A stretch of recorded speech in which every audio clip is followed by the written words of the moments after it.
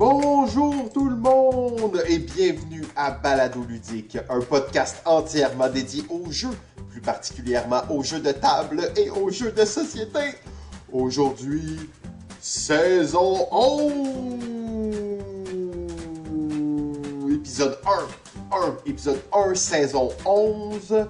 Et oui, nous sommes de retour. Je suis Simon et comme à l'habitude, vous l'avez entendu, enfin, JF, comme à la bonne vieille époque. Yes!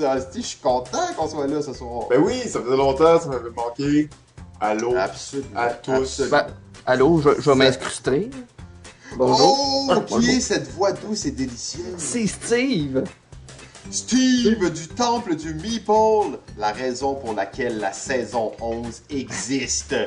Le créateur de saison. Oh. Pas si pire que ça. Eh oui, alors on est là pour une toute nouvelle formule. Vous avez peut-être entendu le teaser, vous l'avez peut-être pas entendu. La famille de Balado Ludique a pris de l'expansion, a grandi et nous sommes maintenant une famille heureuse et unie. Et ben, à chaque épisode, il y aura des... En tout cas, on peut... Tu sais, comme on dit, il n'y a rien de mieux qu'un enfant pour sauver un couple, hein? Hey, salut Steve! Merci de nous sauver! Allô! C'est ça, fait que ça va être toute une saison. Je pense que ça va être intéressant, ça va être frais, ça va être rafraîchissant, ça va être... On sait pas trop, ça va être cool, ça va être un peu fou. À l'image du teaser, hein? À l'image du teaser, c'est ça. Mais moi, j'ai trouvé, malgré tout ce que vous pouvez dire, le teaser très sobre et... c'est ça, très sobre. Ouais. OK. Fait qu'on ramène les bons vieux segments. On va commencer comme ça, là, on se lance. La saison 11, pas de préambule. Ah, les Patreons. Ah oui.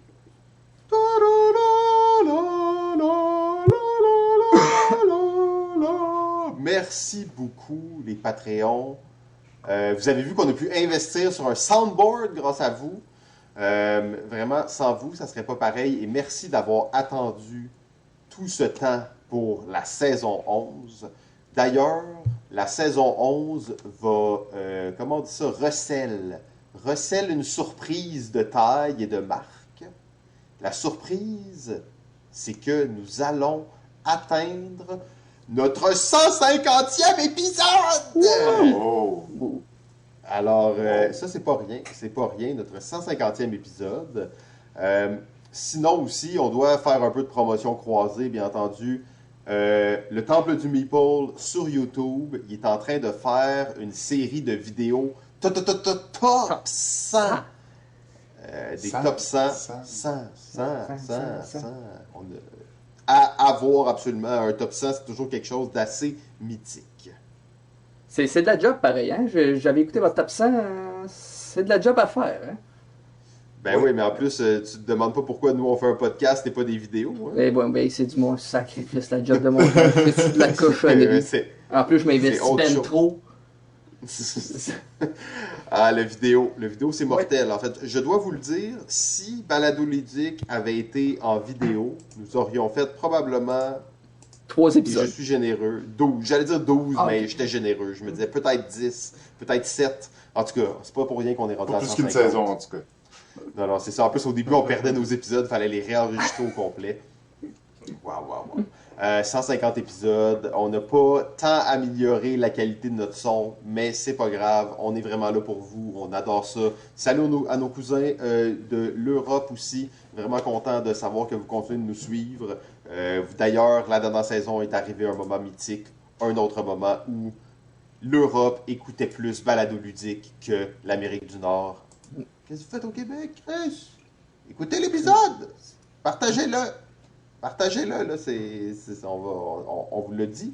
On n'aura pas le choix de parler avec un accent français dans la saison 12 si vous ne l'écoutez pas plus. Allô, la France! Ouais. Alors, ben oui, c'est ça. Donc, comme à l'habitude, un petit segment d'actualité. Je lance ça dans les mains de JF. Tiens, JF, okay. Parle-nous donc d'un peu d'actualité. As-tu eu le temps de jouer à un jeu durant ces 2 ans de pause? Au moins un jeu, et oui. Ben c'est ça, c'est de ça que je voulais parler. Un petit jeu que j'ai joué récemment, qui a été gagné un prix à Cannes d'ailleurs. C'est le jeu Living Forest. Euh, Jeu vraiment intéressant, mélange de deck building, mélange avec de jeux de gestion de ressources, avec une petite mécanique de push your luck. En gros, nous incarnons des esprits de la forêt et nous devons aller chercher l'aide des différents animaux dans le but de faire des points de victoire et de nous mener à la victoire, évidemment. Alors, dans le fond, ce que j'ai trouvé, ça va se Oui, oui, oui, dans le but de faire des points de victoire, j'ai trouvé ça bon, je trouvais ça beau.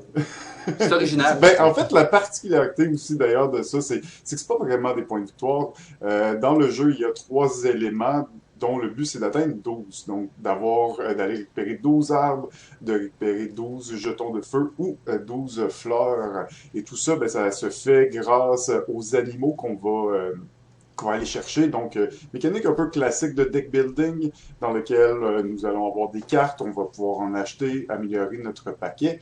Et ce que j'ai vraiment aimé, en fait, c'est la petite twist de Push Your Luck. Comme vous pouvez savoir, là, le pousse ta chance. Souvent, cette mécanique est un peu gimmick. Souvent, ça fait le jeu ou le jeu est un peu comme alentour de cette mécanique de jeu. Et dans ce jeu, dans Living Forest, il l'utilise de façon un peu plus subtile, dans le sens que ce n'est pas un pusher luck où si tu pousses trop ta chance, ben, tu perds tout. C'est plutôt que à la prochaine phase, si tu as poussé trop ta chance, ben, au lieu de pouvoir faire 2 actions, tu fais qu'une seule action. L'intérêt de vouloir pousser ta chance, c'est que tu vas, dans le fond, à ton tour, révéler des cartes. Et sur chacune de ces cartes-là, les animaux de la forêt, il y a des ressources, différentes ressources, dans le fond, qui représentent les actions qu'on peut faire. Et plus évidemment, tu joues de cartes, plus tu en révèles, plus il va y avoir de ressources, donc meilleures tes actions vont pouvoir être à la prochaine phase. Par contre, certains de ces animaux sont des animaux, les animaux sont des gardiens de la forêt, mais sont des animaux grégaires. Et ces animaux, si on révèle 3, à ce moment-là, ben, on arrête notre tour et au prochain tour, on va pouvoir juste faire une action au lieu de 2. Donc, évidemment, quand on en a déjà 2 animaux grégaires de révéler, c'est là qu'on va décider est-ce que je continue, est-ce que je pousse, est-ce que j'essaie d'en révéler est-ce que j'essaie de pousser ma chance d'en révéler plus pour avoir plus de ressources ou je prends pas de chance, j'arrête là, puis j'en révèle pas, je suis satisfait avec les ressources que j'ai révélées. C'est-tu moi où ça ressemble un petit peu à Mysticville, cette partie-là? Il y a un petit peu de Mysticville dans ça, oui, Ouais. absolument. Puis c'est ça. Puis dans le fond, ben c'est ça, c'est le petit aspect là, que je trouvais bien le fun. Puis tu sais, dans un jeu de justement où, ben, dans le fond, tu vas acheter des arbres, disons, que tu vas mettre dans ta forêt. Ces arbres-là, ben, ils te donnent des ressources de base. Donc, on a plusieurs types de ressources, mais disons, les ressources de soleil, c'est les ressources qui te permettent d'acheter des nouveaux animaux. Fait que tu as acheté un arbre qui a un de ressources soleil, ben, peu importe ce que tu as révélé comme carte, tu vas en avoir un. Évidemment, sur les animaux, ben, il y a des animaux qui te donnent de toutes les ressources, mais il y a des animaux qui t'en donnent pas de toutes, qui te donnent plus ou moins d'un certain. Donc, il y a le vent, les gouttes d'eau, le soleil et les fleurs. Et dans le fond, ben, c'est ça. Tu vas, par rapport aux cartes que tu vas acheter, par rapport à un peu la stratégie que tu vas mettre en place, tu vas essayer d'optimiser ton placement. Mais évidemment, à chaque tour, tu es un peu pris avec les ressources que tu as révélées avec tes cartes. Donc, c'est un petit jeu que j'ai beaucoup apprécié. J'ai fait une partie à 2 joueurs. Ça a été quand même assez palpitant, là, juste cet petit aspect de pouce ta chance. Puis un aspect où, bon, ben, si j'ai atteint 12, je mets fin à la partie, mais on peut se voler aussi des ressources de façon quand même assez léger. Là, c'est pas du gros take that ou du gros vol, mais il y a une partie du jeu où tu peux aller comme voler des ressources à l'autre joueur. Puis des fois, au lieu de mettre fin à la partie, ben, ça fait durer la partie un tour de plus ou ça donne la victoire à l'autre joueur alors que tu pensais de l'avoir. Donc, vraiment intéressant. C'est un jeu que je recommande au moins d'essayer de regarder. C'est Living Forest. Et là, il y a des genres de petits magasins en carton, là, ça. Tu nous en as pas parlé de cette belle structure de carton? Oui, ben, le matériel est très beau, le visuel est très beau. Le petit magasin, dans le fond, c'est les arbres justement qu'on va aller acheter. Là, au lieu que ce soit juste les tuiles qui ont été positionnées sur la table, ben, il y a des petites structures en carton où tu vas positionner les arbres. Dans cette structure-là, les arbres ont un coût. Donc, le coût, c'est une des ressources. Donc, une des actions possibles, c'est d'acheter des arbres et c'est relié à une des ressources. Et dans le fond, sur le magasin, ça indique, ben, sur l'arbre en haut à droite, ça indique le coût, mais sur le petit magasin, ça indique le bonus que te donne l'arbre quand tu l'achètes et tu le places dans ta forêt. Donc, tu as un petit plateau personnel aussi où tu as de la forêt que tu développes, puis il y a des symboles sur ton plateau aussi. Donc, si tu fais, il y a des rangées que si tu as mis tes 3 arbres, ben, ça t'obtient une ressource automatiquement aussi à chaque tour. Il y a des colonnes aussi. Dans les coins, ça donne des petites actions, des petits bonus spéciaux. Donc, oui, ben, tu sais, c'est plus au niveau de l'ergonomie. C'est quand même un jeu où il prend de la place, quand on met toutes les cartes du marché, quand on met toutes les tuiles d'arbres à acheter. Puis en plus, il y a un plateau central où on a un petit personnage qui se déplace. C'est un peu la mécanique liée à la ressource du vent, mais liée aussi à la mécanique de vol de ressources. Donc, il y a quand même beaucoup, beaucoup de matériel sur le plateau, sur la table. En plus, c'est disponible sur BGA si le monde veut l'essayer. J'ai vu ça. Oh, c'est vrai. Ouais. Alors oui, Board Game Arena. Là, je veux juste mentionner, tu sais, JF nous dit, OK, là, les gars, c'est 3 minutes par personne dans le segment d'intro, c'est correct? Fait que je pense qu'il a respecté son 3 Il a brisé minutes. la glace. Oui, c'est la saison 11! Ben oui, ben en fait, je vais y aller tout de suite en segue là-dessus, puis Steve, après ça, on te passera pour l'actualité, mais parce que le jeu auquel je joue récemment est sur BGA, en fait. Et d'ailleurs, je sais même pas si j'y jouerais autant en personne, mais je renoue avec une vieille histoire d'amour, un jeu de 2007. Et oui, je vais vous parler d'un vieux jeu 2007. La plupart de nos auditeurs, auditrices n'étaient pas encore nés en 2007. Il s'agit d'un jeu de Thomas Lehmann. Oh oui, entendu, vous l'aurez deviné, Race for the Galaxy. Ça, c'est délicieux. Ben, en fait, c'était un jeu que j'appréciais beaucoup, que bon, j'avais pas l'occasion de jouer souvent, et là, je sais pas trop, on cherchait un jeu à jouer avec un ami il y a peut-être 2 mois, puis là, on était ok, on regardait sur BGA, on cherchait, et on est tombé sur Race for the Galaxy. On avait déjà joué il y a belle lurette, et on est juste devenu complètement accro à ce jeu. Oui, c'est un jeu un peu compliqué, effectivement, mais c'est un jeu d'une profondeur incroyable, avec que des cartes, des combos à n'en plus finir, des découvertes, des enchaînements. Bon, bien entendu, une des particularités de ce jeu, c'est que l'argent, c'est les cartes que tu as dans ta main. Donc, tu veux construire une grosse carte, ça te prend beaucoup de cartes que tu veux pas dans ta main, parce que tu dois payer les cartes que tu as dans ta main pour les construire. Ça te demande de défausser d'autres cartes de ta main. Fait qu'il y a quand même quelque chose d'assez intéressant là-dedans. Et un peu à la Porto Rico, justement, c'est que si moi je choisis une action, ben, on choisit les actions secrètement au début du tour et tout le monde va les faire ce tour-ci. À 2 joueurs, nous on joue beaucoup à 2 là aussi, il y a une espèce de tension parce qu'à 2 tu choisis 2 actions chacun.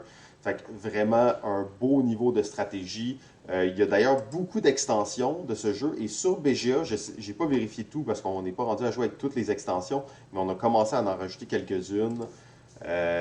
C'est tout un jeu de cartes, ce jeu-là. Steve, je t'entendais déjà être excité par ça. Ce jeu-là, là, je l'ai découvert une fin de soirée, là, puis je suis tombé en bas de ma chaise, justement, là, puis ce jeu-là est, en date d'aujourd'hui, le jeu que j'ai joué le plus de ma vie. C'est tout simplement... En 2021... Sur BGA. Non, je joue beaucoup avec ma conjointe. Tu joues en personne, ah ouais, ok. Je l'ai sur Steam. En plus, j'ai payé pour l'avoir parce que je l'aime énormément. Les extensions, comme tu dis, là, en plus, ça ajoute un petit plus parce que il y a une course aux objectifs. Fait qu'il y a Au début, quand tu joues, tu regardes toutes les stratégies qu'il y a, mais là, les objectifs, ça va justement t'orienter un peu plus à changer ta stratégie, à l'adapter en fonction de la partie. Puis en plus, il y a soit des objectifs, si t'es le premier à l'avoir, tu l'as, ou il y a un objectif, c'est celui qui en a le plus, donc tu peux le faire voler au cours de la partie. Ah, wow. Fait que c'est Ça, c'est. Ok. Puis ce jeu-là, je trouve qu'il y a une dynamique à 2 joueurs versus à 4 joueurs qui est complètement différente. Parce qu'à 2 joueurs, t'as un petit peu plus le contrôle de qu'est-ce que tu veux faire. Qu'à 4 joueurs, là, le guessing justement de qu'est-ce que les autres vont faire est beaucoup plus important. Mais je capote dessus. Ah, ben oui, puis tu mentionnes quelque chose d'assez intéressant, c'est que c'est un jeu, bon, avec les extensions, tout ça, j'imagine c'est un peu plus long, mais pas tant. C'est zéro plus long. C'est ça en plus, c'est zéro plus long. Ok, c'est ça, mais sur BGA, le temps moyen qu'ils disent qu'une partie dure, c'est 6 minutes. Je peux imaginer, bon, ça calcule tout automatiquement, c'est un jeu où il y a un peu de calcul, mais tu sais, en personne, quand t'es habitué, ça dure à peine 20 minutes. Mes parties avec ma conjointe, c'est 15-20 minutes. C'est ça, hein, quand t'es habitué de jouer avec la même personne, ça roule vite et il y a c'est ça, une genre de flexibilité dans les combos, une fluidité, c'est très organique. Puis là, des fois, tu essaies de miser pour un combo précis, d'autres fois, tu laisses plus le jeu tenter des choses. Ah non, c'est quelque chose. Il y a plein de cartes encore aujourd'hui, justement, que je regarde une carte, j'ai ma main, je fais comme, c'est bien pourri cette carte-là. Game suivante, je fais, eh mon Dieu, c'est bien donc malade cette carte-là. En fonction de qu'est-ce que t'as, ça s'adapte. Ouais, puis il y a comme des cartes que, justement, comme tu dis, tu as comme l'impression que c'est pas bon, même si tu connais beaucoup le jeu, et à un certain point, tu l'as dans ta main avec une autre carte. Et là, tu réalises que ça peut être très bon. Pour les fans de jeux de cartes, là, les gens qui capotent sur les jeux de cartes. Ouais, puis tu sais, 2007, je me dis, c'est pas démodé, pas en tout. C'est sûr qu'il y a un peu de. Ce jeu-là a la mauvaise réputation là, d'avoir. L'iconographie. Une iconographie qui est un peu intense, là. Mais en tout cas, sur BGA, c'est l'avantage, là, c'est que là, tu outrepasses un petit peu cette problématique-là. Reste que c'est un jeu qui, une fois que tu l'as compris, c'est pas un jeu qui est très compliqué malgré tout. Là. Fait qu'en tout cas, c'est ça mon dada ces temps-ci dans le monde du jeu. J'ai des nouveautés et tout, mais en même temps, je suis tellement tombé fort là-dedans. Je me suis dit, oui, si on veut valoriser les jeux qui sont capables de demeurer dans le temps, ce jeu-là, il est là, puis il fait bien le travail. D'ailleurs, quand je pense à Race for the Galaxy, je pense toujours aussi au jeu The City, qui est un jeu du même auteur, en fait, qui est comme, on va dire, le Race for the Galaxy miniature, en fait. Tu construis une ville, mais dans le fond, c'est vraiment version réduite, mais c'est un très bon jeu aussi, vraiment avec sa propre particularité. Là. Donc, à voir si vous êtes fan de Race for the Galaxy. The City est un peu plus petit, bien entendu, comme beaucoup plus petit, mais est très intéressant. Excellent. En parlant de vieux jeux, je vais passer avec le mien. Mon jeu se retrouve, que j'ai joué dernièrement, je dois jouer 5-6 fois. Il est 72e au total sur BGG. Je parle du jeu, un vieux jeu, là, 2021. Déjà, oui, 2021, on parle sûrement du mois de décembre. Là. Je parle du fameux Ark Nova.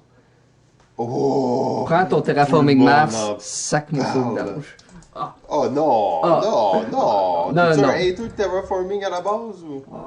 Non, mais je suis pas autant d'amour que toi, mettons. Parce que bon. J'ai des points positifs. Le point positif de Terraforming Mars, il est dans Ark Nova, puis les points négatifs sont pas là. Fait que c'est mais non, parle-nous ce phénomène du moment. Je suis excité d'entendre parler, ça rend très cool. J'ai évidemment joué juste sur Tabletop Simulator parce que c'est seulement disponible en Europe présentement. Puis évidemment, je vais bien voir une chaîne YouTube. Je joue aucun jeu d'éditeur, on s'entend. Donc, qu'est-ce que le jeu Ark Nova? Ark Nova, vous allez incarner une personne, dans le fond, qui va fabriquer son zoo. C'est tout simplement, vous allez avoir... non, déjà on arrête ça, les zoos, là, ça c'est... Ouais, je sais, c'est mal, hein. C'est vraiment mal, bien plus mal que Terraformer Mars. Les zoos, ça devrait être illégal, ouvrez les portes! Ton gars, il aime bien ça, les zoos, pourtant. On va s'entendre, la pochette du zoo est dégueulasse aussi. J'aime beaucoup cette thématique, malgré tout. Oui. Moi, j'aime bien ça.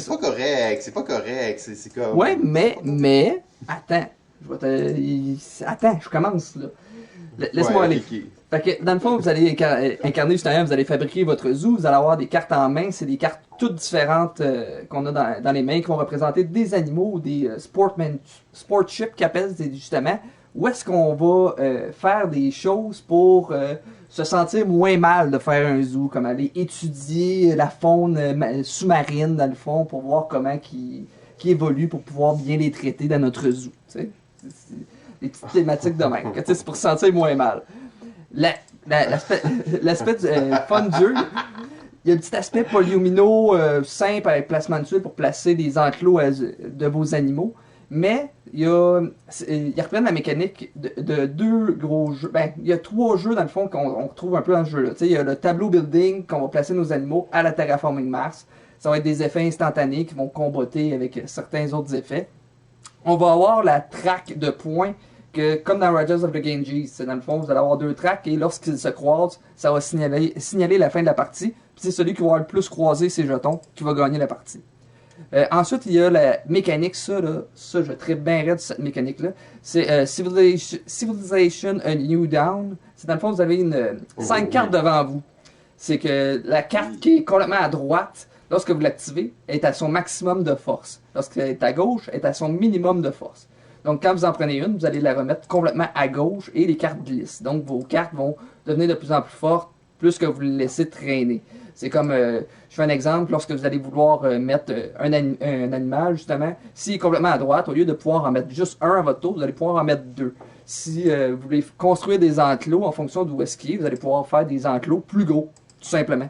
Fait que la mécanique, justement, le puzzle de quand activer, tu sais, dans le fond, si on veut faire un building, mais là, s'il est en position 5, ça serait niaiseux un peu de gaspiller qu'il est en position 5 pour faire juste un enclos de 2. Que c'est justement le petit puzzle de savoir quand utiliser ses cartes au bon moment. Le défaut qu'il y a du jeu, c'est un petit peu l'interaction, qu'il n'y en a pas, mais en même temps, l'affaire, il y a des cartes qui peuvent avoir des interactions, comme aller voler des cartes à vos adversaires dans leurs mains, mais je trouve ça un peu niaiseux, antithématique. Fait que, il y a une méthode avec les cartes qu'on peut faire des effets quoi, capables sinon, de on va réaction. pogner des animaux dans la nature puis t'es calisse dans des cages. Ouais, mais là, t'es voles à que quelqu'un t'allais d'autre. voler. C'est ça. Ben, quand t'es prêt à faire ça, t'es bien prêt à aller voler à tes voisins. Ben, il y a une course à objectifs, parce qu'il va y avoir des objectifs, justement, avoir, mettons, 3, 2, 4 ou 5 prédateurs dans ton zoo, avoir des animaux d'Afrique. On peut aussi aller chercher des petits jetons. C'est à la mode, tu aller pogner des éléphants en Afrique. Voilà. Puis il y a plusieurs. J'ai appris qu'il y a des éléphants en Asie aussi, Simon. On apprend plein de choses. C'est un bon point. C'est un Fait bon que, point.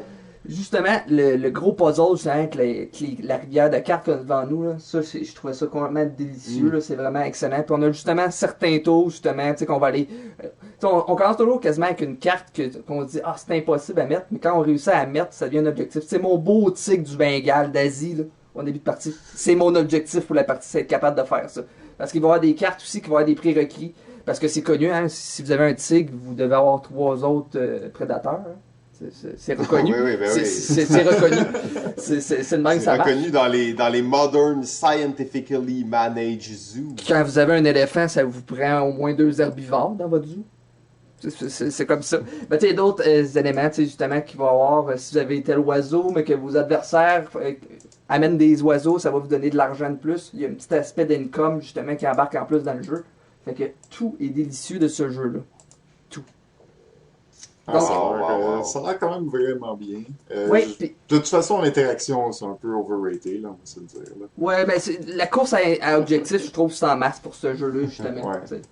Puis, dans le fond, j'avais pas vu qu'il y avait repris cette mécanique de civilisation à New Dawn que j'avais beaucoup aimé dans Civilisation. Là, je trouvais ça vraiment clean. Je suis content qu'il ait été repris dans un autre jeu. Dis-moi, est-ce que ces cartes-là... parce que dans le fond, t'en as 5. Est-ce qu'ils évoluent? Est-ce que t'en as... Oui, la même question que j'avais, JF. C'est une des mécaniques là, dans Civilisation. C'est une très très bonne question. Ces cartes-là évoluent avec... lorsque vous allez arriver à certains moments, à certaines places sur les tracks, vous allez pouvoir upgrader ces cartes-là. Comme la carte justement avec l'animal, c'est à partir de maintenant, c'est admettons à partir qui est au niveau 3, vous pouvez faire 2 animaux. Et si vous êtes rendu au niveau 5, si vous allez pouvoir en faire 2, mais vous allez pouvoir augmenter sur un autre track. Si vous faites le building qui est upgradé, à cette heure, s'il est au niveau 5, vous pourriez bâtir des enclos de grosseur 5, mais à partir quand il est upgradé, vous allez pouvoir faire des enclos à reptiles qui prennent moins de place, vous pouvez accumuler plus d'animaux. Tu peux aussi séparer tes couves, que tu pourrais faire un enclos de 3 et un enclos de 2 si tu veux. Fait que justement, ça c'est le fun. L'aspect aussi qui est le fun, c'est justement c'est que durant la partie, tu vas juste pouvoir en upgrader 4 sur 5. Donc, un petit savoir quel upgrader. Ah, super. Ça me donne envie. Ouais, ça a l'air cool. Ça a l'air cool. C'est vrai, Jeff, tu parlais de l'interaction, en fait. Puis je voulais juste faire une petite parenthèse là-dessus. Je pense que c'est un sujet intéressant. Tu sais, on dit il y en a pas. Bon, l'interaction, c'est pas obligé qu'il y en ait ou qu'il y en ait pas dans les jeux. D'ailleurs, dans le proto de l'année, dans la grille d'évaluation, il y a quelque chose à propos de l'interaction. Puis ça, d'ailleurs, je le dois même au seul et unique ludologue du Québec, Sylvain Entretier. C'est lui qui m'a défini ma vision de l'évaluation de l'interaction dans un jeu. C'est est-ce qu'elle est justifiée? Et ça, je trouvais que ça répondait bien à la question est-ce que l'interaction est bonne dans le jeu? C'est est-ce qu'elle est justifiée? C'est pas y en a-tu beaucoup, il y en a pas beaucoup. C'est est-ce qu'elle fait du sens dans les mécaniques, la thématique, l'expérience générale. Bref, c'est est-ce que l'interaction, elle est justifiée? C'est sûr que les gens qui adorent l'interaction puis jouent à un jeu qu'il n'y en a pas, ils vont probablement dire qu'il n'y en a pas assez. Mais au final, c'est une valeur qui peut s'évaluer, mais en la mettant relativement, dans le fond, par rapport au jeu qu'on regarde. C'est du grand ludologue. Ouais, t'as raison. Moi, je suis bien d'accord avec ça.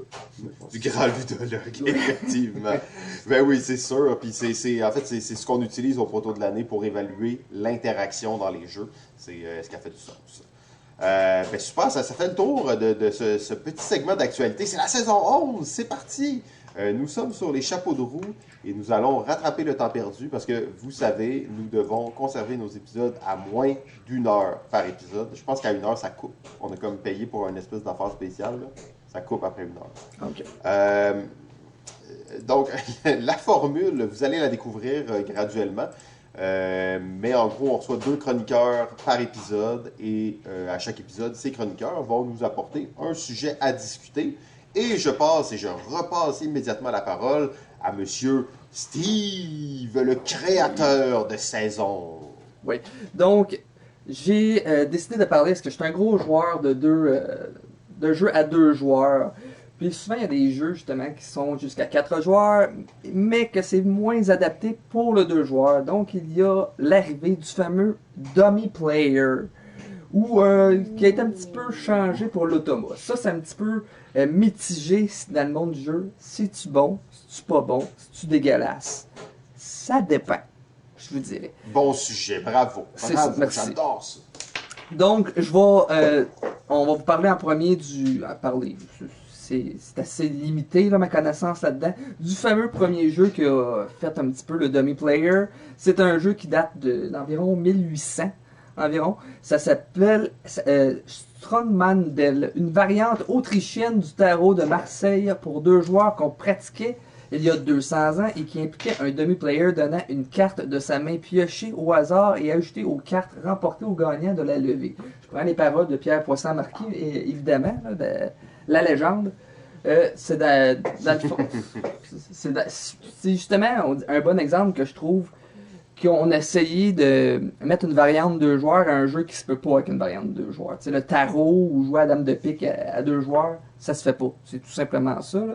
Donc, je vais vous en parler. J'en ai 6. Peut-être qu'il y en a qui se croisent justement sur qu'est-ce qu'ils ont. Il y a le fameux demi-player, surtout qu'on retrouve dans les placements d'ouvriers. Ça va juste bloquer un emplacement parce que justement, à 4 joueurs, il y a plusieurs emplacements. Mais dans une partie à 2 joueurs, il y a peut-être trop d'emplacements pour créer une tension. Donc, on va bloquer des emplacements tout simplement. Par contre, il y a dans le jeu, c'est Manhattan Project Energy Empire. Qu'est-ce que j'aime, c'est justement, c'est qu'il y a une notion d'énergie qu'il faut dépenser. Est-ce qu'on est des multinationales ou est-ce qu'on fait des usines?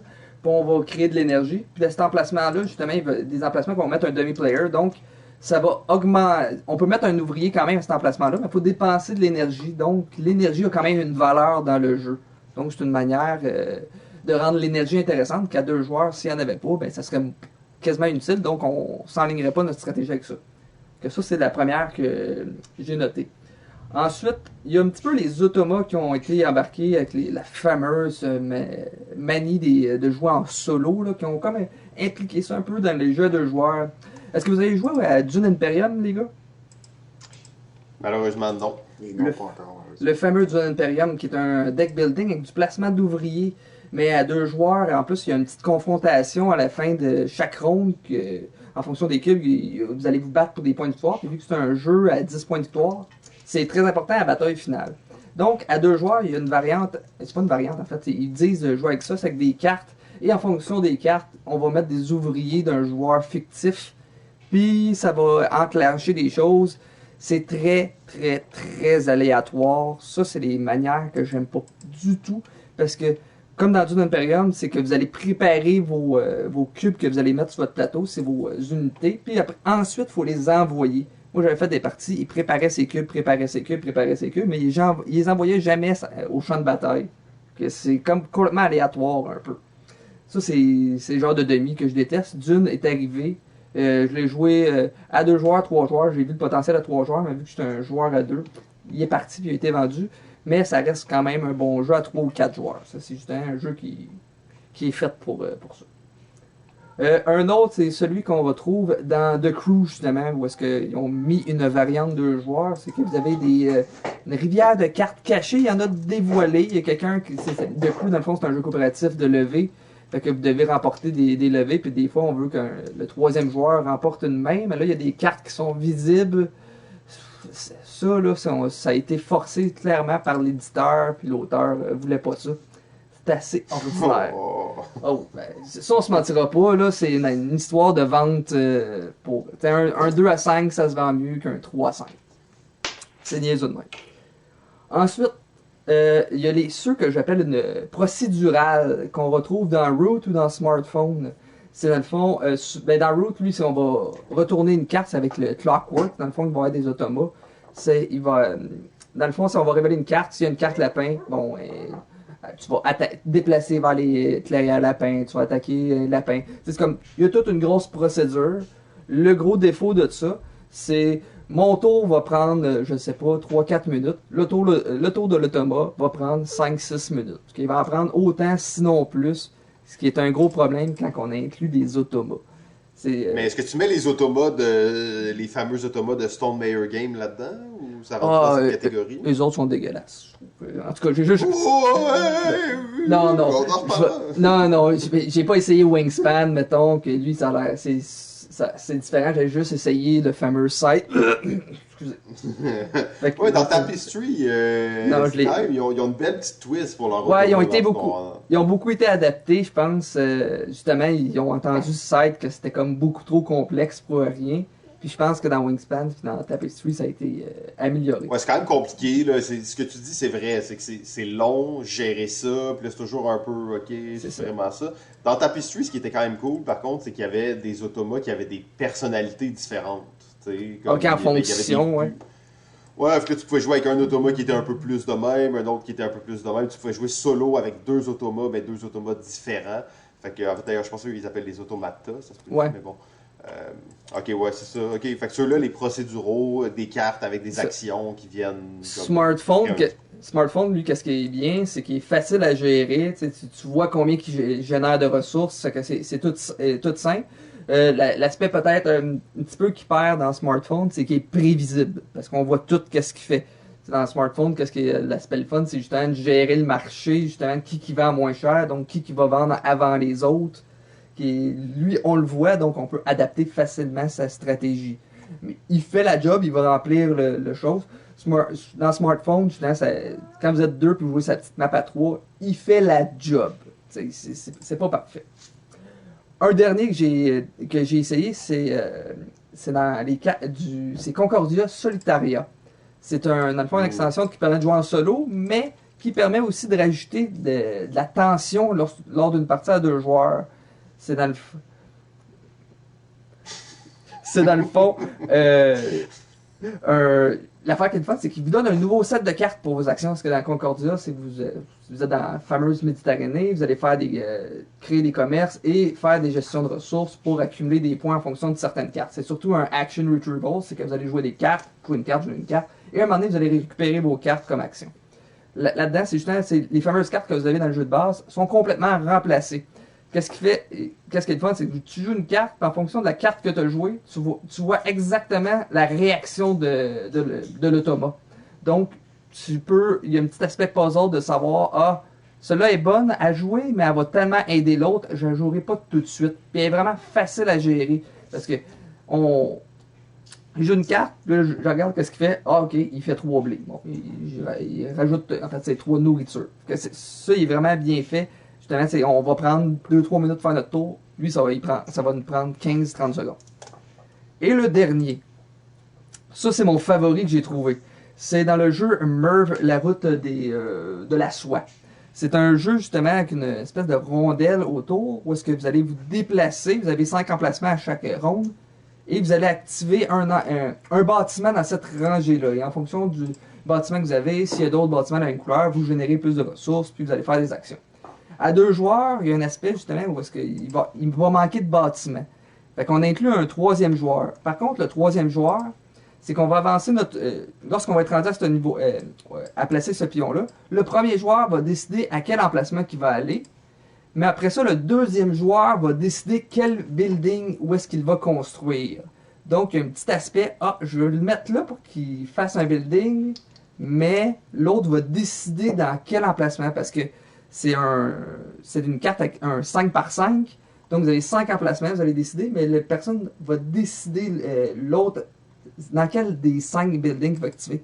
Fait que justement, on dirait que c'est un mini-game dans le jeu. En plus, parce que c'est un gros jeu de track classique, mais on dirait qu'il y a un minigame parmi toutes les minigames. Que ça, c'était mon favori. Donc, est-ce que vous en connaissez? Ça, tu peux-tu jouer solo avec celui-là? Eh oui, mais ça, je joue pas solo, parce que là, il y a 2 automas qui rentrent en compte, puis ça devient dans le procédural. Puis là, c'est s'il y a ça, mais il y a ça. J'ai essayé de jouer solo, là, puis je passais sincèrement, je devais passer 10 minutes. Puis à chaque fois, en fonction du building qu'il activait, c'était pas pareil, mais un 10 minutes difficile. Oui, va dans telle rangée s'il y en a plus de telle couleur. Mais là, si c'est à égalité, s'il y a telle sorte d'emplacement, va là, mais sinon, ça c'est horrible. À 2 joueurs, l'automa fait pas de points. Il fait juste bloquer des emplacements. Puis l'affaire qui est le fun de ce jeu-là, c'est qu'on peut activer les buildings de l'automa ou de nos adversaires. Il y a comme une utilisation de celui-là. Que je l'aime vraiment, vraiment beaucoup. Vous, est-ce que vous en connaissez d'autres? Est-ce que vous aimez ça, les demi-players? Je vais essayer de JF y aller. Moi, j'en ai pas essayé beaucoup. De ce que j'ai essayé, comme tu l'as dit, sur plusieurs systèmes, c'est que c'est beaucoup de gestion pour ce que ça amène. Après, ce que j'aime voir, c'est que ça a quand même beaucoup évolué parce que il y a 5-10 ans des versions un joueur, des jeux un joueur, des versions solo, ça n'existait pas vraiment. Puis quand ça existait, c'était plutôt basic. Il n'y avait aucun vraiment développement. C'était plus, tu fais la partie tout seul, puis tu regardes ton nombre de points. Ouais, c'est ça. Donc, quand même, j'aime ça. J'en ai pas essayé beaucoup, mais ce que j'ai essayé, moi, ça m'a pas convaincu nécessairement de jouer nécessairement des parties solo. Je suis plus un joueur qui aime ça jouer avec du monde, même si je veux dire l'interaction, c'est overrated.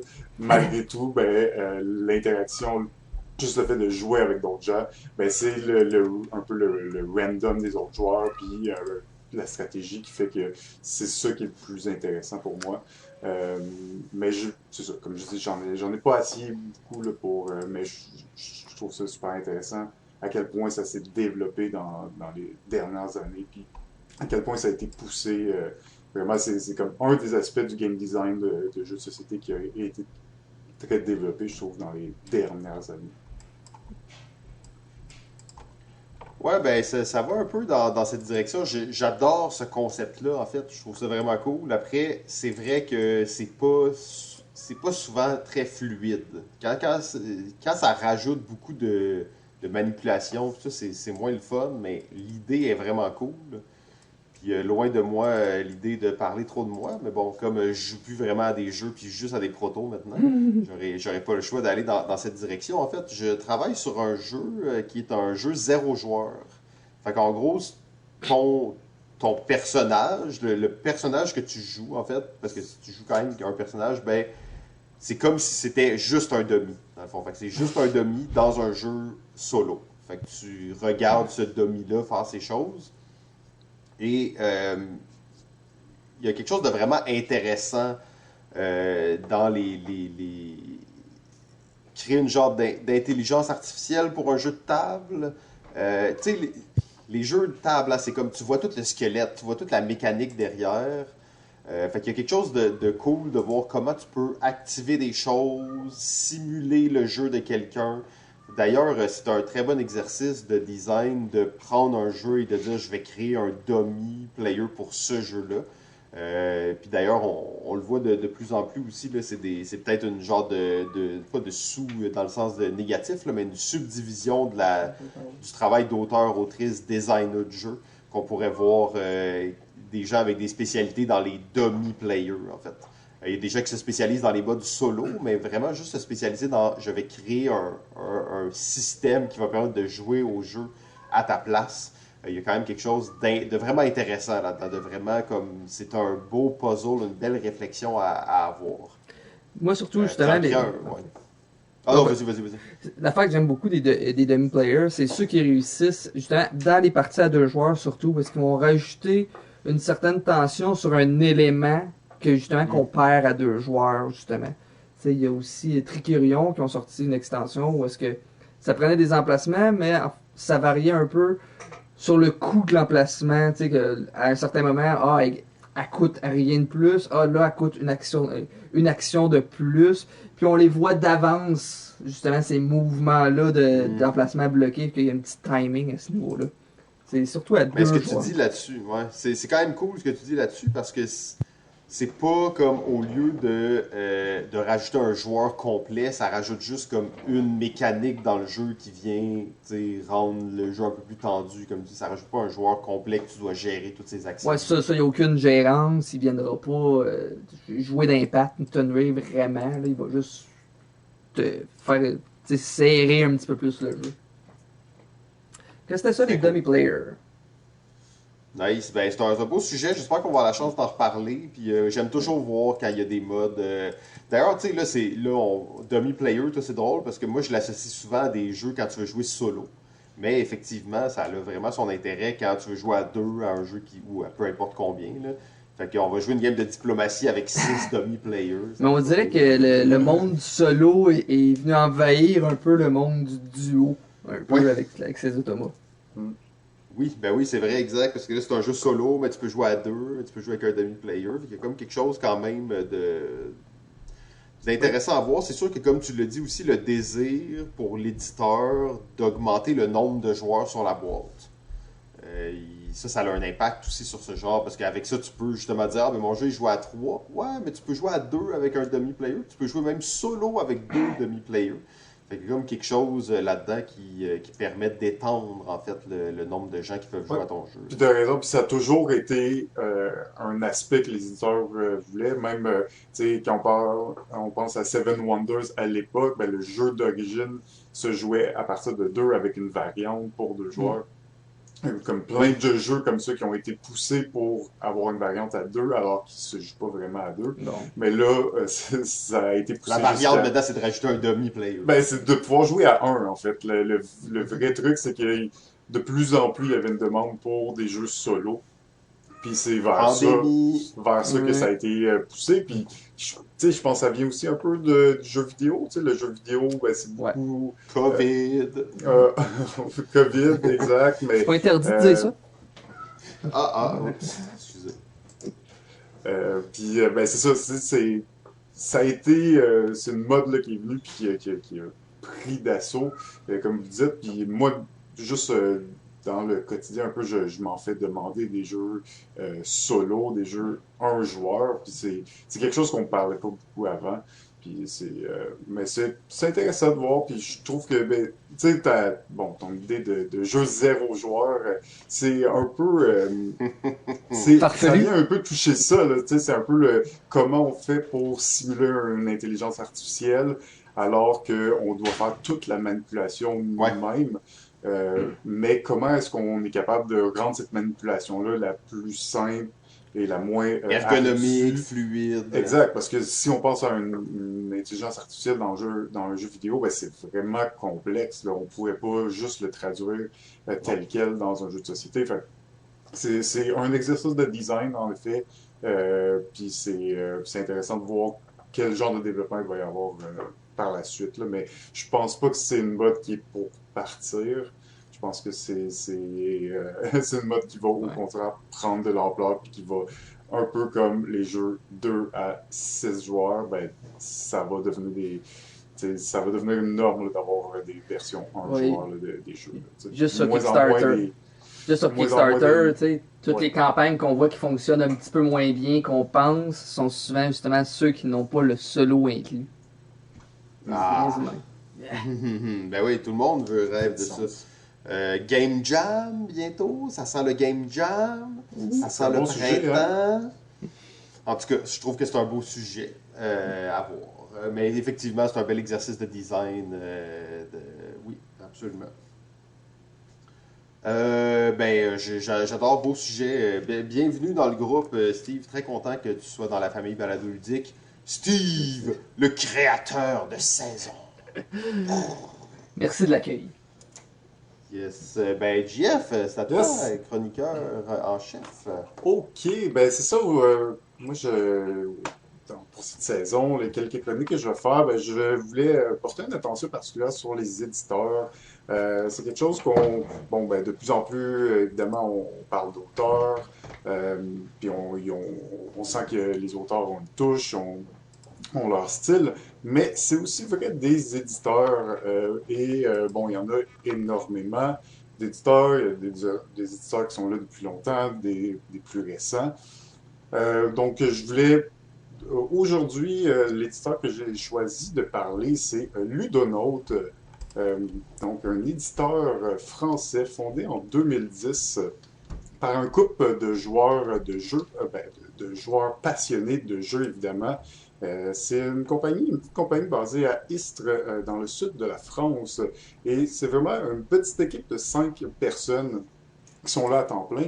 Évidemment, c'est le noyau central, mais ils travaillent aussi avec des collaborateurs extérieurs, des illustrateurs, des graphistes, des designers et différents auteurs de jeux. Euh, donc, pour la naissance et la création de nouveaux jeux. Un peu la ligne éditoriale de cet éditeur sont des jeux qui, par leur thème, invitent les joueurs à un voyage dans un univers mythique, imaginaire ou exotique. C'est une compagnie aussi qui met beaucoup d'emphase sur le lien entre thématique et mécanique de jeu. Ils sont très souvent en adéquation pour le plus possible faire vivre aux joueurs cet aspect ludique et cet univers qu'ils essaie de créer. Donc, c'est aussi un éditeur qui porte une attention particulière au matériel, au visuel, au graphisme, car ça fait évidemment partie intégrante du plaisir de jouer, de partager un jeu entre personnes. Les ludonautes, les explorateurs ludiques, comme ils se nomment, sur BGG, ont 61 entrées, ça inclut des jeux, des extensions, des promos. Mais depuis 2010, ils ont en réalité 26 jeux différents qu'ils ont édités là, à travers ces 12 dernières années. Sur Board Game Geek, on peut retrouver là, les meilleurs. J'ai fait un petit top 5 là, des jeux les mieux classés sur ce site.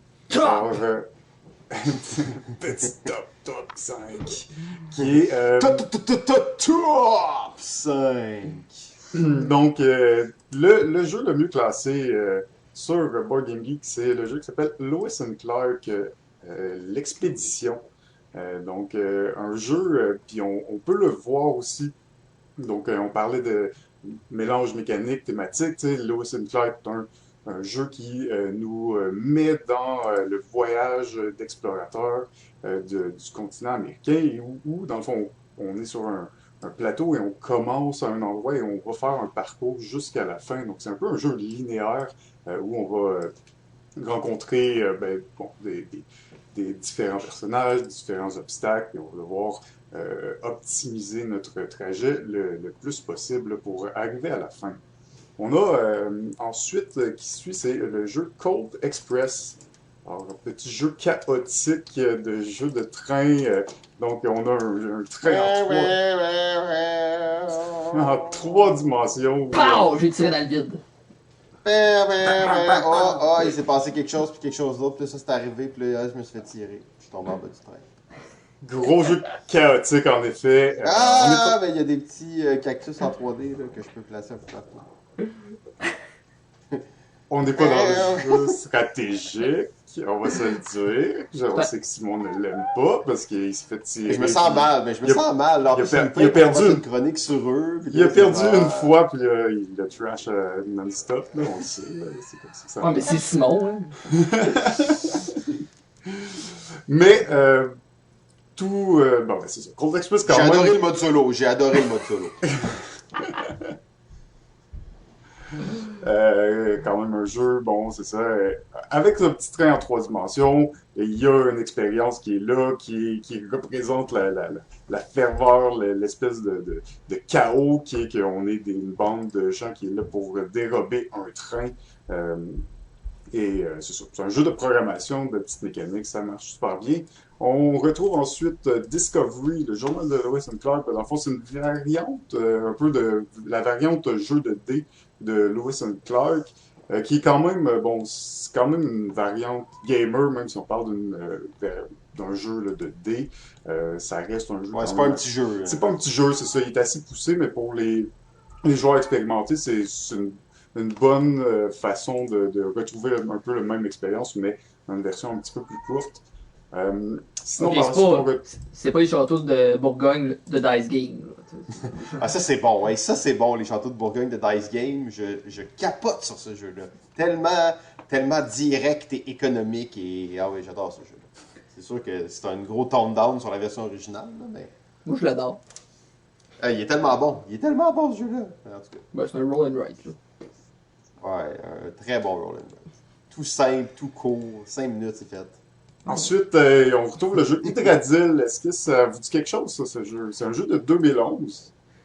J'ai déjà vu la nouvelle version du jeu. Hydradill Chronicle. Ouais. Hydradill, ouais, c'est ça.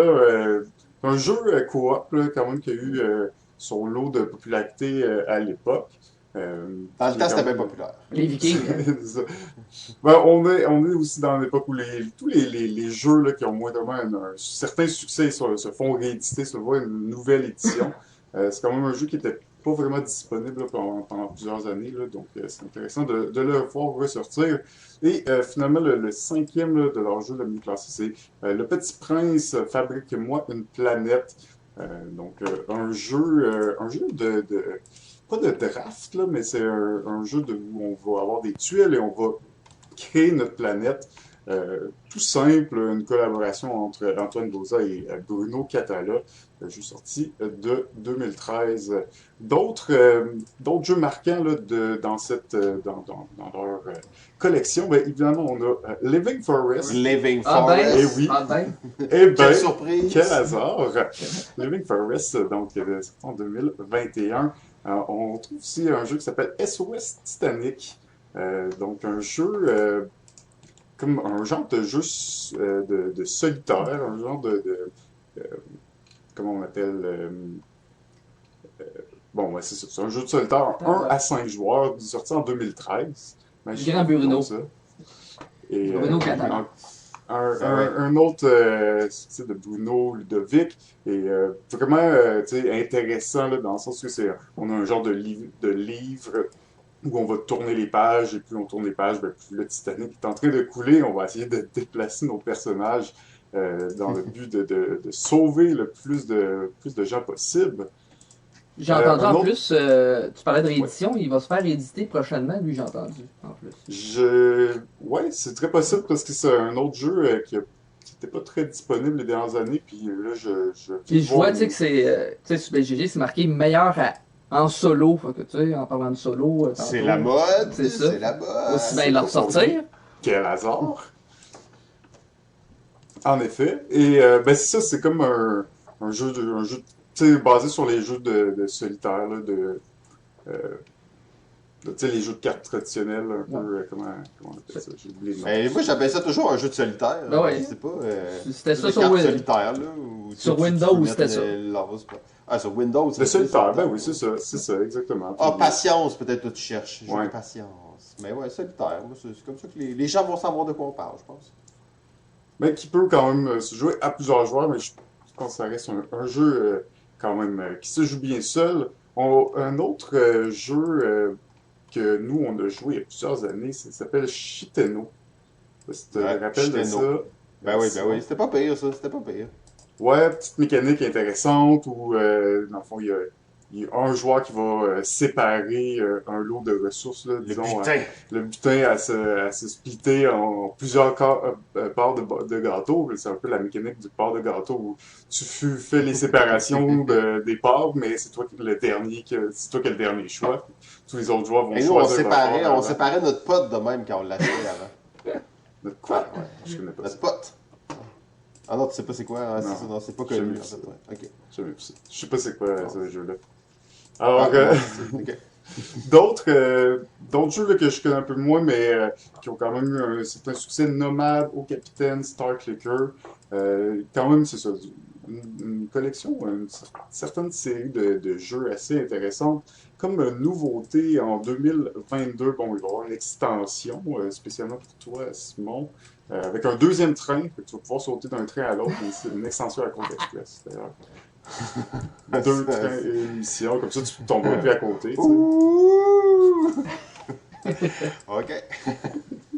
Et le jeu 1001 îles, donc 1001 Island, qui est un petit jeu où on va devoir explorer d'exploration. C'est les nouveautés qui s'en viennent pour eux de leur côté en 2021. Donc, ben, c'est sûr, moi j'ai une petite anecdote là, d'ailleurs à raconter sur Ludona parce que en 2015, quand je suis allé à Gen Con, donc j'y allais pour disons, être demo guy pour Asmodée, où je devais expliquer certains jeux là, durant la convention.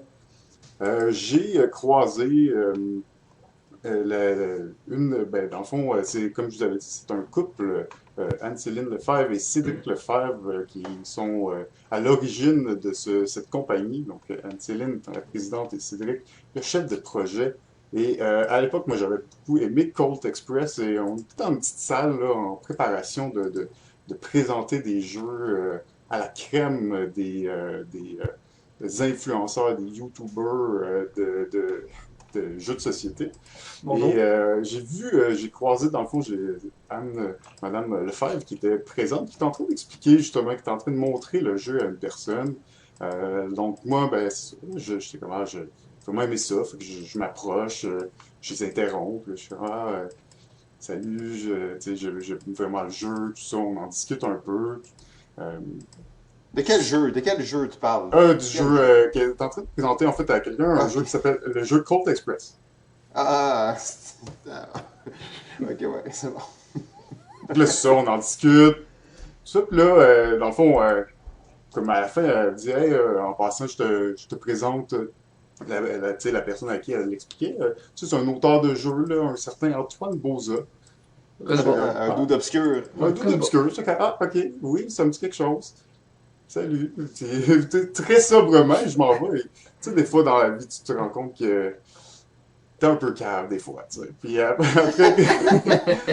coup, je me suis rendu compte, ah oui, c'est Antoine Boza, Antoine Boza, du Big Tree, puis créateur de plein de jeux, entre autres Ghost Stories, mais tellement de jeux qui ont marqué l'histoire.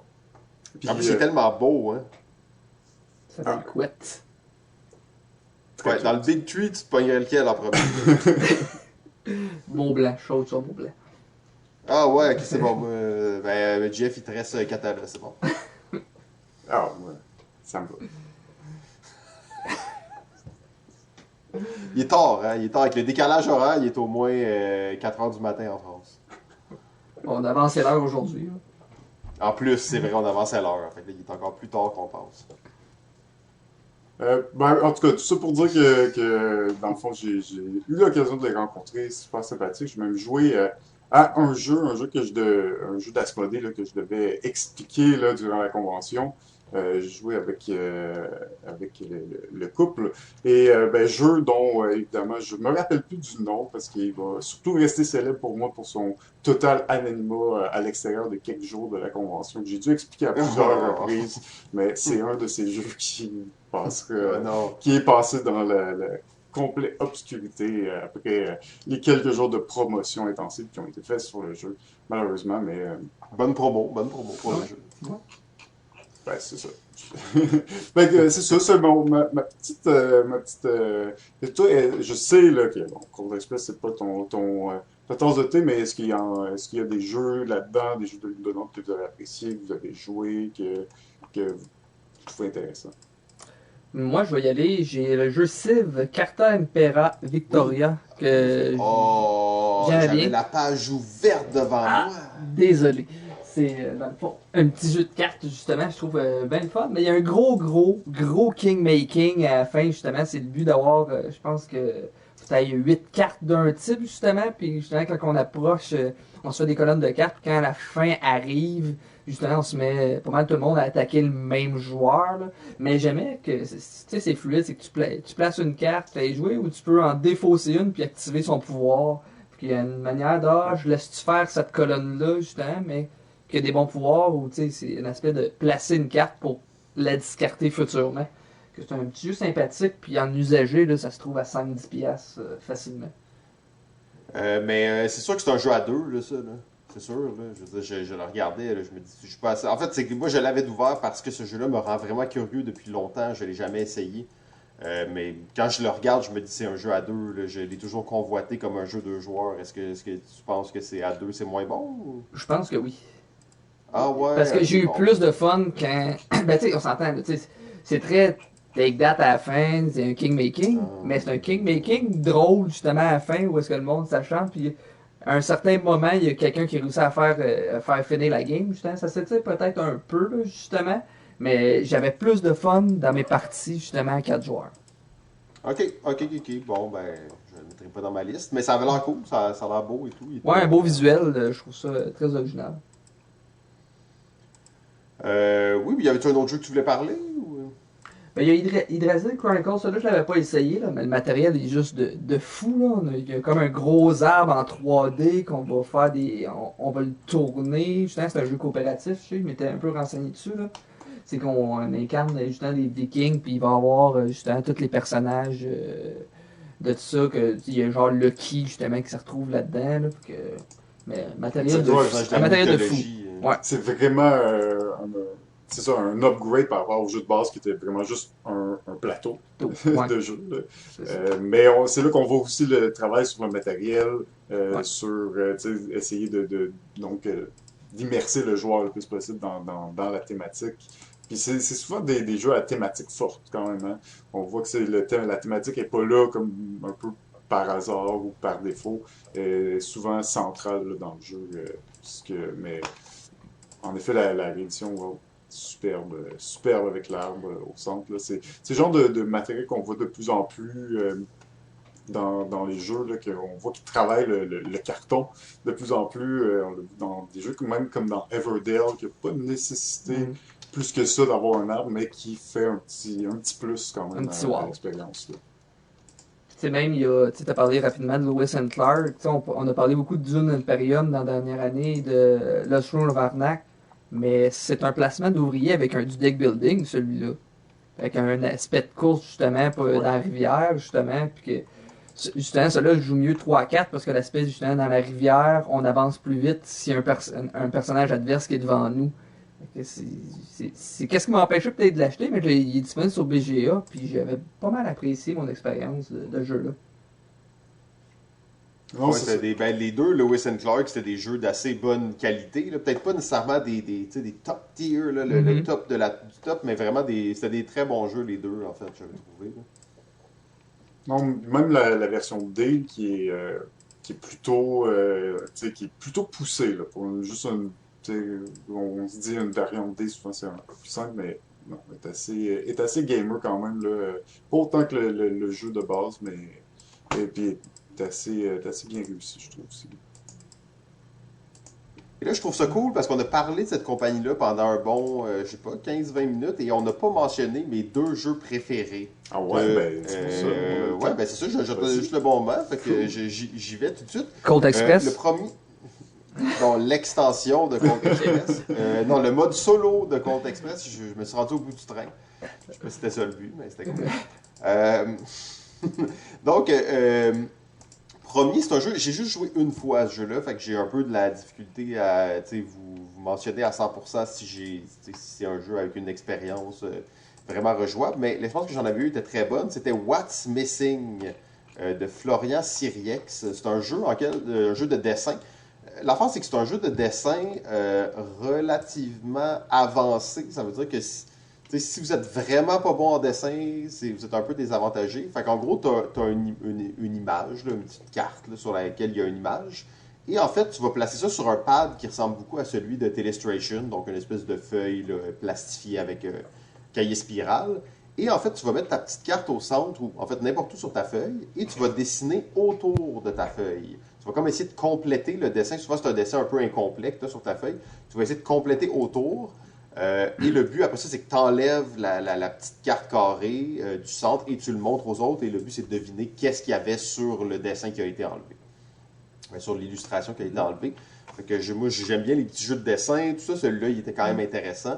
Je l'avais trouvé très Non, bon. en effet, puis bon, évidemment, jeu de pub, c'est parfait. Je trouve que c'est le jeu qui sort le plus de leur... Tu sais, quand tu regardes tous leurs jeux qu'ils ont fait, je trouve que c'est lui qui se distingue, en fait, du reste de leur série, qui sont tous quand même des jeux relativement sérieux, des jeux de plateau, des jeux de stratégie, Ouais. tout ça. Puis là, tu arrives avec un jeu de...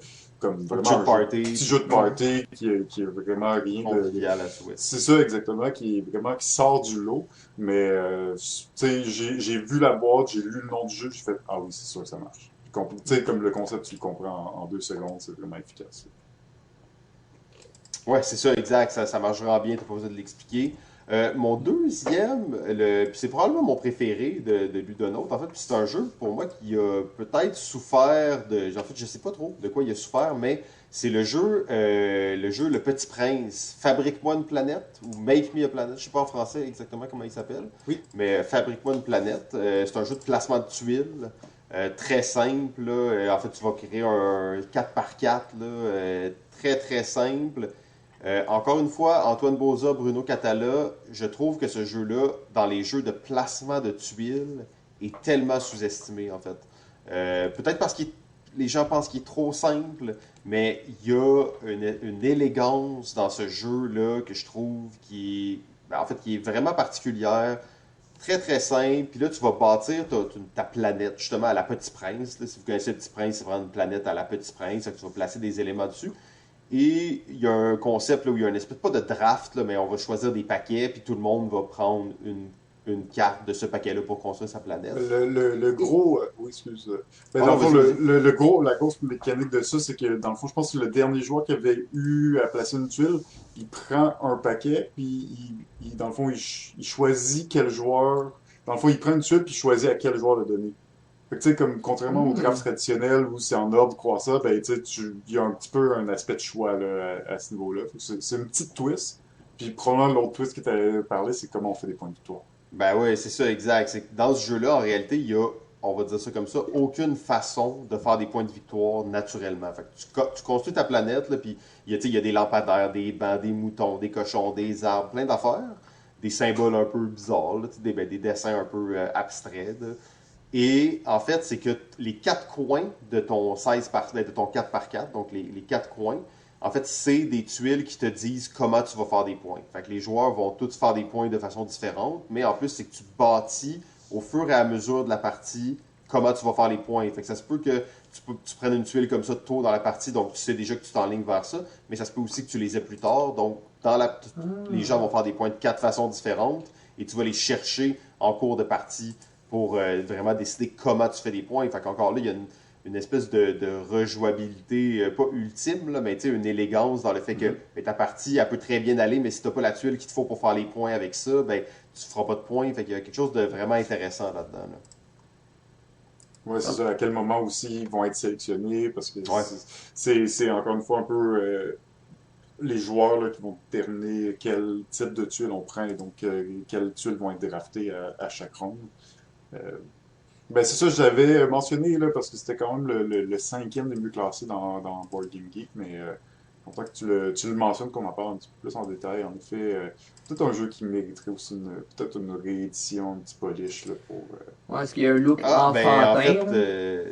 c'est vraiment fucké qu'on parle de ça, les gars, mais je viens de réaliser que 1001 Island, c'est le reprint de Le Petit Prince. Ah, t'es sérieux? Ouais, je viens de le voir là, re-implement sur BGG. Fait que dans le fond, effectivement, c'est bien dit. Ils ressortent avec une autre thématique complètement. On va être des enfants de Simbad.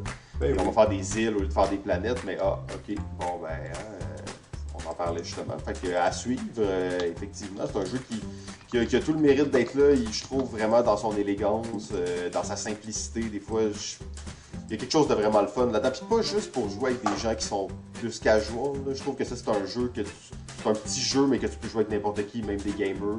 Quand t'as moins de temps, c'est un jeu qui va bien marcher quand même. Ouais, en effet, puis je pense, ben, dans le fond, là, ça va être vraiment un upgrade visuel. On change un petit peu la thématique. Je me demandais justement qu'est-ce que ça allait être. Je voulais pas trop me spoiler, j'avais pas trop lu, mais en effet, ça a l'air vraiment. Ça dure 16 tours, c'est les 16 tours que tu vas placer dans le jeu. Réimplémentation qui s'en vient en 2022. 22, ça s'en vient très bientôt. Bon, ben on l'aura découvert pour vous. Ceux qui le savaient, ils devaient nous trouver bizarre ben messieurs, ça fait le tour de ce premier épisode de la saison 11. Oui. Ça va être Déjà. le fun cette saison-là. D'ailleurs, pas trop de spoilers, mais prochain épisode, ça va être Steve qui va animer. Oui, parce qu'on va changer d'animateur en cours de route. Et d'ailleurs, l'épisode 3, c'est JF qui l'anime, fait que je ne vais pas plus loin. Mais vous voyez qu'il y a quand même une espèce de petite variation spéciale qui va se produire dans les prochains temps. Donc, messieurs, Steve, JF, gros plaisir d'avoir commencé cette saison-là avec vous. Puis, je vous laisse le mot de la fin. Un gros plaisir. Ben, cool. Bonne saison. Ah.